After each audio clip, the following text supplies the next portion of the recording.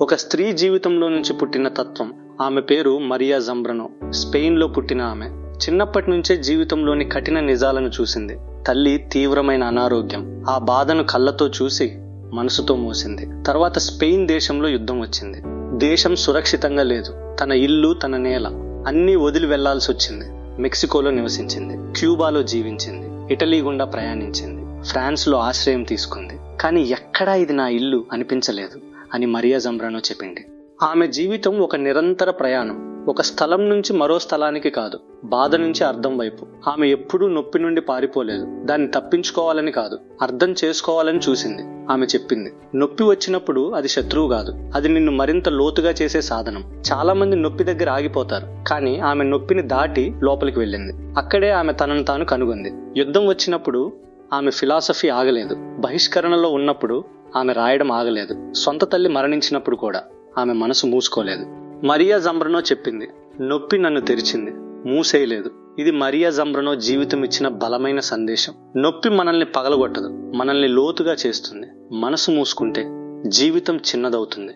మనసు తెరిస్తే నొప్పి కూడా జ్ఞానంగా మారుతుంది. ఆమె అనుభవించిన ప్రతి నొప్పి, ప్రతి ఒంటరితనం, ప్రతి కోల్పోవడం అన్నీ కలిసి ఆమె ఫిలాసఫీకి పునాదయ్యాయి. ఆ కాలంలో ఫిలాసఫీ పురుషుల ప్రపంచం. స్త్రీ ఫిలాసఫీ అంటే ఎవరూ సీరియస్ గా తీసుకునే పరిస్థితి లేదు. కానీ మరియా జంబ్రనో వెనక్కి తగ్గలేదు. ఆమె తన స్వరం తగ్గించలేదు. ఆమె తన ఆలోచనలను దాచలేదు.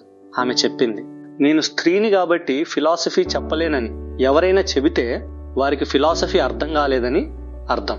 ఫిలాసఫీ జెండర్తో సంబంధం లేదు. అది అనుభవంతో, ఆలోచనతో, నిజంతో పుడుతుంది. ఫైనల్లీగా మరియా జంబ్రనో సర్వంటేస్ ప్రైజ్ ఆమె అందుకుంది.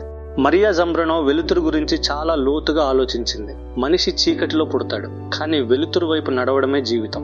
ఆమెకి వెలుతురు అంటే బయట కనిపించే విజయాలు కాదు, డబ్బు కాదు, పేరు కాదు, గెలుపు కాదు. వెలుతురు అంటే మనసులో వచ్చే స్పష్టత, మనసు చెప్పే నిజాన్ని అంగీకరించే ధైర్యం, లోపల కలిగే నిశ్శబ్దమైన శాంతి.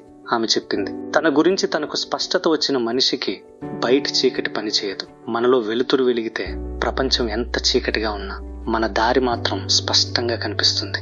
మరియా జంబ్రనో చెప్పింది, మనిషి జీవించడానికి 2 విషయాలు కావాలి. ఒకటి వెలుతురు, రెండోది స్వేచ్ఛ. ఆమె మాటల్లో వెలుతురు అంటే కేవలం కాంతి కాదు, అది అర్థం. స్వేచ్ఛ అంటే కేవలం బయట తిరగడం కాదు, అది ఆత్మకున్న శ్వాస. ఆమె చెప్పింది, నన్ను దేశం నుండి తరిమేశారు, కానీ నా మాటలను తరమలేకపోయారు. శరీరం ఎక్కడికైనా వెళ్ళిపోతుంది, కానీ ఆలోచనలు ఎవరూ బంధించలేరు. అవి సరిహద్దులు దాటుతాయి, కాలాన్ని దాటుతాయి. ఫిలాసఫీ అనేది పుస్తకాలలో చదివేది కాదు, అనుభవించేది. గాయం పడితేనే అర్థమయ్యేది. నడవాలి, పడిపోవాలి, మళ్ళీ లేవాలి. అప్పుడు మాత్రమే జీవితం ఫిలాసఫీగా మారుతుంది. అదే మరియా జంబ్రనో తన జీవిత ఫిలాసఫీ.